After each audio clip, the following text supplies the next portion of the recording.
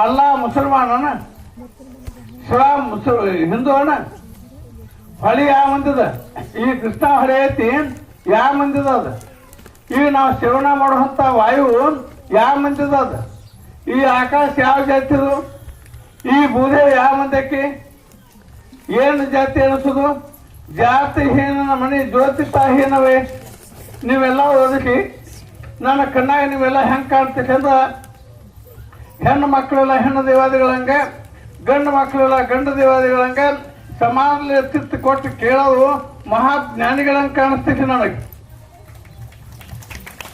ಮಹಾಜ್ಞಾನಿ ಯಾವ ಕಾರಣ ಚಿತ್ತ ಕೊಟ್ಟು ಕೇಳೋ ಕಾರಣ ಚಿತ್ತ ಜ್ಞಾನ, ಚಿತ್ತ ಬೆಳಕು, ಚಿತ್ತ ದೇವನ ಚಿತ್ತ ಎಷ್ಟು ದೊಡ್ಡದತ್ತಿತ್ತು ನೀವು ನಾವು ಚಿತ್ತ ಕೊಟ್ಟು ಕೆಲಸ ಮಾಡಿದ್ವಿ ಅಂದ್ರೆ ಆಸ್ತಿ ನಮ್ಮನ್ನು ಬೇಯಂಗಿಲ್ಲ. ನಾವು ಚಿತ್ತ ಹೊಟ್ಟೆ ಮನಸ್ಸನ್ನ ಕಡೆ ಮಾಡಿ ಉಪ್ಪ ಯಾರ ಸಲ ಹಾಕಿದೇವು ಅಂದ್ರೆ ಆಸ್ತಿ ತಲೆಯಾಕ ಇಡ್ತಾಳೆ.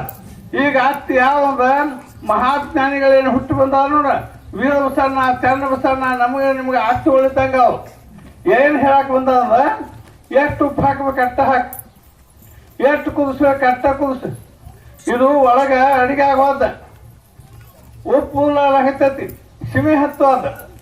ಏನು ಸಿಮಿ ಹತ್ತೋದು ಅನುಭವದ ಅಡಿಗೆ ಸಿಮಿ ಹತ್ತೋದ. ಅತ್ತಿ ಬೇಕಿರ್ತಾನ ಮಾವ ಕಳಿಸ್ಯಾನ. ಮಾವಂದ ಯಾವ ನಮಗೆ ನಿಮ್ಗೆ ಆ ಶಿವ ಏನದಲ್ಲ ಅವನ ಮಾವ.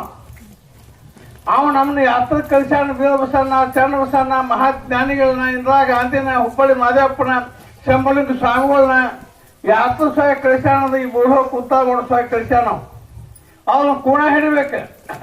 ನಾವು ಕೂಣ ಹಿಡಿವಲು ಸೀಟ್ ಚಪಾತಿ ಪಂಚಾಂಗ ಹೊತ್ತಿಗೆ ಕೂಣ ಹಾಕಿರ್ತಿದೀವಿ. ಮಹಾಜ್ಞಾನಿಗಳನ್ನ ಕೂಣ ಹಿಡ್ಬೇಕು. ಜಾತಿ ಗುರುಗಳಂತೂ ಭಾಳ ಬಂದಿದ. ಯಾವ ಗುರುಗಳು ಬೇಕಂದ್ರೆ ನೀತಿ ಗುರುಗಳು ಇರ್ಬೇಕು.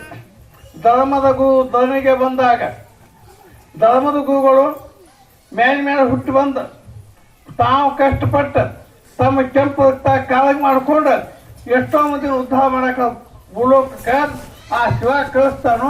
ಅವು ಬಂದು ಗೋಳಾಗಿ ಹೋಗ್ತಾವ. ಬಬಲಾದವ ಬಂದು ಅವಿಗೆ ಮುಂದಿನಿಂದ ಆಡ್ತ. ಹುಬ್ಬಳ್ಳಿ ಮಾದೇವಪ್ಪ ಅಂದ ಅವ ಗುಂಡ ಅಂದ. ಸಾವುಕದ ಬಾಳಾಯಿ ಬಂದ ಅವಾಗೇನು ಅಂದ.